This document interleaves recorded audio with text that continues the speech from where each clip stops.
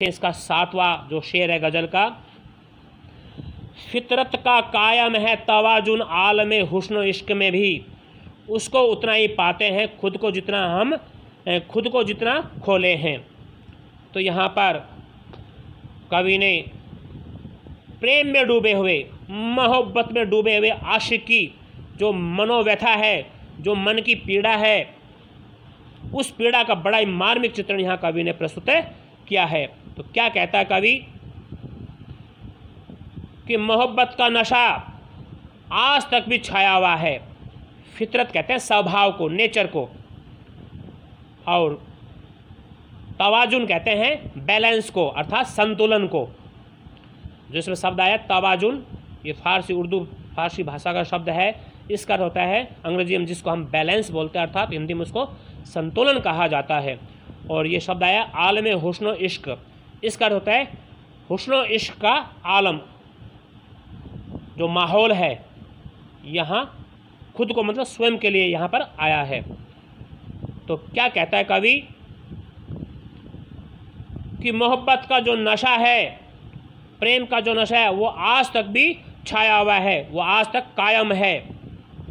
और हुस्न और इश्क का यह आलम है, यह माहौल है कि उसमें प्रिया के स्वभाव का, प्रिया के नेचर का आज तक भी जो संतुलन है वो कायम है। जो संतुलन बिगड़ा नहीं है वो आज तक हृदय के ऊपर छाया हुआ है, आज तक वो उस पर स्थापित है, वो उस पर कायम है। कवि का कहने का मतलब यह है कि प्रिया से विरह हुए इतना समय हो गया, बिछड़े हुए इतना समय हो गया, लेकिन आज तक भी उसकी जो आदत है, जो उसकी फितरत है, जो उसका स्वभाव है, वो हुस्न और इश्क में समाई हुई है, वो कवि के हृदय में समाई हुई है। विरह होकर काफ़ी समय बीत गया, फिर भी वो कवि के हृदय पर जो प्रेम है वो स्थापित है, उसका जो बैलेंस है, उसका जो संतुलन वो आज तक कायम है। वो जो बैलेंस है, जो संतुलन वो बिगड़ा हुआ नहीं है, वो बिगड़ा नहीं है, वो एज इट इज जो का त्यों आज तक कवि के हृदय पर स्थापित है। आगे कवि कहता है कि इस वियोग अवस्था में भी मैं अपने आप को जितना भूल जाता हूँ उतना ही अपनी प्रिया को प्राप्त कर लेता हूँ। क्योंकि ये प्रेम की विशेषता होती है कि प्रेमी जितना अपनी प्रिया को भूलना चाहता है वो उसे उतनी ही याद आती है। तो प्रिया के प्रेम की वियोग अवस्था में अपने को जितना खोजने का प्रयास करता हूँ, मुझे और अधिक प्रिया की अनुभूति होने लगती है, उसकी और भी अधिक याद आने लगती है। तो यहाँ पर कवि ने प्रेम की विशेषता बताई है कि प्रेम में जो प्रेमी जितना त्याग करता है, जितना खोता है, वो उतना ही प्रेम को प्राप्त करता है। तो ये प्रेम का एक गुण है, एक विशेषता है, इसको कवि ने यहाँ पर उजागर किया है। आइए अब इसका जो काव्य सौंदर्य देखें। कवि ने अपनी प्रिया की जो विरह अवस्था है, जो वियोग अवस्था है, उसका बड़ा ही मार्मिक चित्रण किया है। माधुर्य गुण है और वियोग श्रृंगार रस की अभिव्यक्ति यहाँ पर हुई है। बिंब योजना सार्थक है, सटीक है, उर्दू फारसी बोलचाल की भाषा का प्रयोग है, और वही अनुप्रास, पद मैत्री आदि अलंकारों की छटा देखते ही बनती है। इसके अलावा प्रेम के स्वभाव को यहाँ कवि ने स्पष्ट किया है। और यहाँ एक शब्द है खोकर पाने में, कि जितना खोते उतना पाते हैं, तो खोकर पाने में यहाँ विरोधाभास अलंकार देखने को मिलता है। वही गजल छंद का प्रयोग कवि ने किया है। ये कॉमन पॉइंट है, जैसे अनुप्रास, पद मैत्री, स्वर मैत्री, उर्दू फारसी भाषा, बिंब योजना, जो ये गजल छंद, ये कॉमन पॉइंट है। ये आपको सभी में जो काव्य सौंदर्य यदि पूछा जाता है एग्जाम में, तो उसमें आप सभी में इनको लिख सकते हो। आइए अब इसका गज़ल का 8वां शेर देखें। आबो ताबे अशरार ने पूछो, तुम भी आंखें रखे हो, ये जगमग बैतों की दमक या हम मोती रोले हैं। तो पहले ये मीनिंग देखें। आबो ताबे अशरार का अर्थ होता है चमक दमक के साथ, और यहाँ शब्द आया है बैतो। बैतों का अर्थ होता है शेरों। जो गज़ल के शेरो शायरी होती है उसको बैत बोलते हैं, तो यहाँ बहुवचन है इसका बैतो, अर्थात शेरों। तो देखें यहाँ कवि गोरखपुर जी ने अपनी प्रिया को संबोधित करके उसे जगाने का, उसे प्रेरित करने का प्रयास यहाँ पर किया है। उसकी सुंदर व्याख्या यहाँ पर कवि ने की है कि कवि ने अपने काव्य सृजन का आधार, सृजन कहते हैं निर्माण, जो कविता रचता है, काव्य रचता है, जो शेर व शायरी बनाता है, जो गज़ल लिखता है, उसका आधार अपनी व्यथा को ही बताया है। तो यहाँ भी कवि अपनी ही प्रिया को संबोधित करता हुआ कहता है कि हे प्रिय, तुम मुझे पूरी चमक दमक के साथ पूर्ण बात मत पूछो। जो चमक दमक के साथ जो सारी बात है, जो पूरी बात है, वो मुझसे मत पूछो, क्योंकि तुम्हारे पास भी दो आंखें, भगवान ने तुम्हें भी दो आंखें दी हैं। तुम भी अपनी आंखों से इस चमक देख को निहार सकती हो, उसको देख सकती हो। भगवान ने तुम्हें भी दो आंखें दी हैं। इन आंखों के माध्यम से जो ये चमक दमक दिखाई दे रही है, जो शेर व शायरी की चमक दमक दिखाई दे रही है, इसको तुम अपनी आंखों से देख सकती हो, ये सब कुछ देख सकती हो, इनको अच्छी तरह से निहार सकती हो। आगे कवि संदेह प्रकट करता हुआ कहता है कि हे प्रिय, ये जगमगाते शेरों की चमक है या फिर हम जो मोती बिखेर रहे हैं, अर्थात पीड़ा के कारण, विरह के कारण मेरी आंखों से जो अश्रुधारा बह रही है, जो आंसू बह रहे हैं, जो कि मोती के समान हैं, वो बह रहे हैं। तो ये तुम्हें देखना है कि ये मेरी आंखों से निकलने वाले जो आंसू हैं, जो कि मोती की तरह बिखरे जा रहे हैं, कि ये मेरे मोती हैं या ये मेरे शेरों की चमक दमक है। अब फैसला तुम ही कर सकती हो, तुम ही जान सकती हो कि ये क्या है, कि ये मेरे शेर व शायरी की चमक दमक है या मेरे जो अश्रुधारा जो कि मोती के समान बह रहे हैं वो हैं। आइए अब इसका काव्य सौंदर्य देखें। कवि ने यहाँ अपनी प्रिय को जागृत करने का प्रयास किया है और माधुर्य गुण है, श्रृंगार रस है, वो भी वियोग, क्योंकि श्रृंगार रस के दो भेद होते हैं, एक संयोग श्रृंगार, एक वियोग श्रृंगार रस। तो यहाँ पर वियोग श्रृंगार रस देखने को मिलता है। बिंब अत्यंत सुंदर एवं सटीक है, शैली बड़ी भावपूर्ण है, अनुप्रास, पद मैत्री, स्वर मैत्री आदि अलंकारों की शोभा देखते ही बनती है। वही उर्दू, फारसी और बोलचाल की भाषाओं का प्रयोग कवि ने किया है। और इसके अलावा कवि ने विरह को काव्य सृजन का आधार बताया है।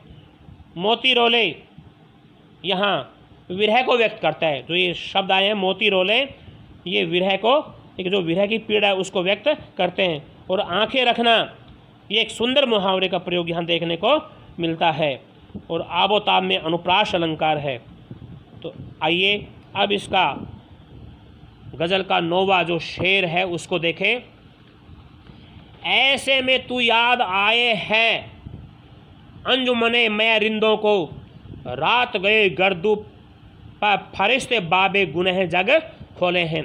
सबसे पहले आइए इसके जो कठिन शब्द हैं उनकी ओर हम देखते हैं। तो अंजुमने में तो ये शब्द है, इसका अर्थ होता है शराब की महफिल। रिंदों को कहते हैं शराबियों को, यहाँ रिंद का अर्थ होता है शराबी, अर्थात रिंदों को, शराबियों को। फरिश्तों का अर्थ होता है जो देवदूत होते हैं, भगवान के जो देवदूत होते हैं, ये शब्द उनके लिए आया है। और यहाँ ये उर्दू का शब्द देखो, गर्दू, गर्दू कहते हैं आकाश को, आसमान को, नभ को। और बाबे गुनह कहते हैं पाप का अध्याय। और जग का अर्थ होता है संसार। देखें अब, ऐसे में तू याद आए हैं अंजुम में मैं रिंदों को। तो यहाँ कवि ने अपनी जो प्रिया है उसकी यादों का बखान किया है, क्योंकि कवि को अपनी प्रिया याद आ रही है। उसको एक उदाहरण के माध्यम से यहाँ कवि ने उसका सुंदर वर्णन प्रस्तुत किया है। तो क्या कहता है कवि कि हे प्रिय, तुम इस विरह अवस्था में मुझे ऐसे याद आती हो जैसे शराब की महफिल में शराबियों को शराब की याद आती है। जो शराब के प्याले जो शराब की महफिल में टकराए जाते हैं, तो जिस तरह से शराबियों को शराब की याद आती है, ठीक उसी प्रकार इस विरह अवस्था में इस वियोग अवस्था में तुम मुझे याद आती हो। और क्या है, रात गए गर्दू पे फरिश्ते बाबे गुने जग खोले हैं। कवि कह रहा है, क्या कहता है, रात गए, गर्दू कहता आकाश में, कि रात्रि का समय है, आकाश में जो देवदूत हैं वो पूरे संसार के पापों का अध्याय खोलते हैं। रात्रि के समय इस आकाश में जो देवदूत हैं, भगवान के जो फरिश्ते हैं, वो पूरे संसार के पापों का अध्याय खोलते हैं। तो इस प्रकार से तुम मुझे याद आ रही हो। जिस प्रकार से उन फरिश्तों को दुनिया के जो पापी लोग हैं, जो उनका अध्याय खोल बैठते, उनकी याद आती है, ठीक इसी प्रकार तुम मुझे इस विरह अवस्था में याद आती हो। आइए अब इसका काव्य सौंदर्य देखें। यहाँ कवि ने विरह वेदना का बड़ा ही मार्मिक चित्रण प्रस्तुत किया है। माधुर्य गुण है, वियोग श्रृंगार रस है, उर्दू फारसी भाषा के शब्दों का सुंदर प्रयोग है, बिंब योजना अत्यंत सुंदर है, सटीक है, अनुप्रास पद मैत्री स्वर मैत्री आदि अलंकारों की छटा देखते बनती है। भावपूर्ण शैली का प्रयोग कवि ने किया है। इसके अलावा अंजुमने में रिंदों, गर्दू, फरिश्ते, बाबे गुन्हे आदि फारसी शब्दों का सुंदर प्रयोग है। गजल छंद है, माधुर्य गुण विद्यमान है। आइए अब इसका जो अंतिम गजल का जो अंतिम शेर है उसकी ओर चलते हैं। सदके फिराक एजाजे सुखन के कैसे उड़ा ली ये आवाज़, इन गज़लों के पर्दों में तो मीर की गज़लें बोले हैं। तो यहाँ कवि गोरखपुर जी ने जो प्रतिष्ठित जो सुप्रसिद्ध प्रतिष्ठित शायर जो मीर साहब हैं, उनके प्रति जो श्रद्धा का भाव है उसको प्रकट किया है।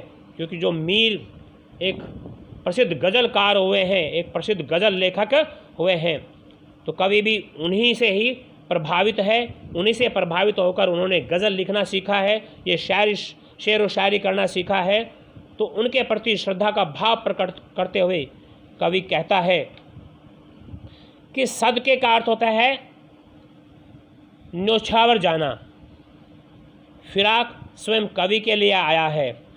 एजाजे सुखन कहते हैं जो बेहतरीन जो प्रतिष्ठित शायरी होता है उसका अर्थ है ये। एजाजे सुखन का अर्थ मैं बता रहा हूँ, जो प्रतिष्ठित शायरी है। और इन गज़लों के पर्दों में जो गज़ल की शेर व शायरी हैं, जो ये पंक्तियाँ हैं, इनमें जो मीर साहब का प्रभाव स्पष्ट रूप से देखने को मिलता है। तो अपने भाव को अभिव्यक्ति देता हुआ कवि कह रहा है, क्योंकि जो कवि है वो अपनी शायरी पर बड़ा मुग्ध है। तो क्या कहता है कवि कि उसकी गज़लों पर लोग मुग्ध होकर कहते हैं कि फिराक, हे कवि जी, तुमने इतनी अच्छी शायरी कहाँ से सीख ली? इन गज़लों के शब्दों में हमें मीर कवि की गज़लों की समानता दिखाई पड़ती है। कहने का भाव यह है कि कवि की जो शायरी है वो प्रसिद्ध कवि मीर के समान उत्कृष्ट कोटि की है, श्रेष्ठ कोटि की है। तो कवि ने यहाँ सही कहा है कि मैं श्रद्धा का भाव प्रकट करते हुए कहता हूँ, मीर के प्रति श्रद्धा का जो भाव है, उनके प्रति अपनी श्रद्धा के भाव को प्रकट करता हुआ कह रहा हूँ कि वो भी एक सुप्रसिद्ध शायर हुए हैं। आज वो हमारे बीच नहीं है, भगवान ने वो आवाज़ हमारे से छीन ली है, आज वो हमारे बीच नहीं है, परंतु उन्हीं से प्रभावित होकर मैंने ये गज़ल लिखनी सीखी है। तो आज मैं अपनी इस गज़ल के शेर व शायरी जो मैंने किए, इस पर बड़ा ही मुग्ध हूँ। मैं इस पर सदके जाता हूँ, मैं इस पर न्योछावर जाता हूँ। और मेरी इन गज़लों के पर्दों में जो गज़लों की ये पंक्तियाँ हैं, इसमें क्या है, मीर साहब की गज़लें तुम्हें दिखाई देंगी, उन्हीं का प्रभाव तुम्हें दिखाई देगा, उन्हीं की जो शायरी है वो तुम्हें बोलती हुई नज़र आएंगी, क्योंकि शायर मीर से प्रभावित होकर मैंने ये गज़लें लिखनी सीखी हैं। तो बच्चों इस तरह से मैंने आपको यह पूर्ण कविता पढ़ा दी। आप अब इसका जो काव्य सौंदर्य है उसको देखें।